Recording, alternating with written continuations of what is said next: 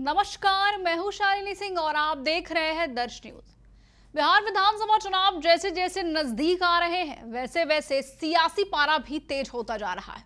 इसी सियासी गर्मी के बीच तेजस्वी यादव अपनी बिहार अधिकार यात्रा पर निकल चुके हैं और आज उनका काफिला कुछ ही देर में सहरसा पहुंचने वाला है।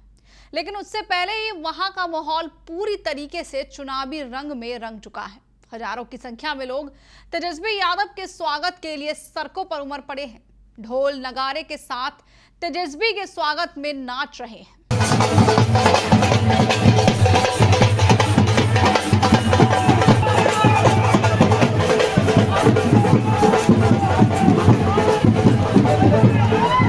वहां की जनता के नारों में साफ साफ सुनाई दे रहा है कि इस बार बदलेगा बिहार, हटेगा नीतीश सरकार। तेजस्वी के आने से पहले ही लोगों में जबरदस्त जोश है और नीतीश कुमार की सत्ता को उखाड़ फेंकने की खुली मांग की जा रही है। यात्रा को ज्यादा से ज्यादा जनसंख्या में जाके और यात्रा को सफल करे और तेजस्वी यादव के हाथों को मजबूत करे, क्योंकि 20 साल पुराना सरकार को हम लोग हटा के दम लेंगे अब की बार। लेकिन इस चुनावी घमासान में केवल तेजस्वी ही नहीं, विरोधियों के निशाने पर अब राजद और कांग्रेस दोनों आ गए।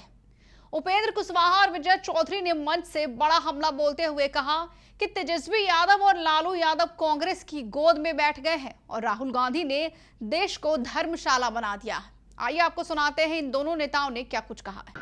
केंद्रीय मंत्री अमित शाह बिहार आए थे, उन्होंने कहा है कि वोट अधिकार यात्रा नहीं था, ये बेटियों बचाओ यात्रा था। देखिए, हम तो बार बार कह रहे हैं कि वोट अधिकार यात्रा की शुरुआत जीरो से हुई और जीरो पर समाप्त हो गई।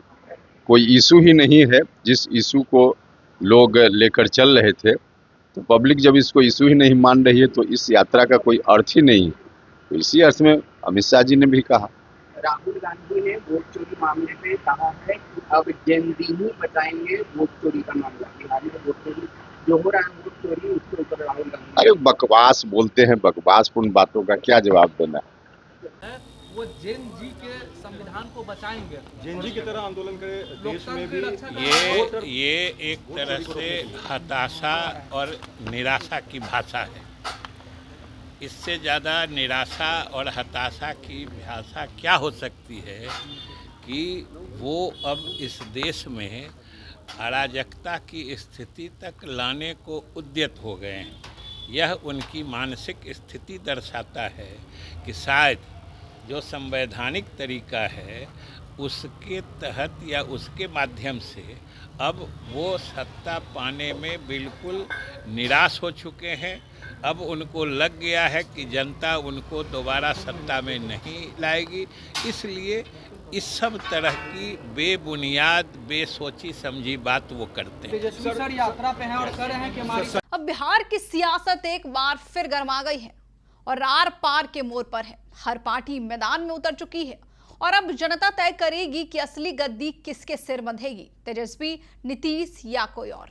आपकी क्या राय है, हमें जरूर बताएं। बने रहे हमारे साथ और देखते रहे दर्श न्यूज। बिहार की हर खबर सबसे पहले हमारे साथ।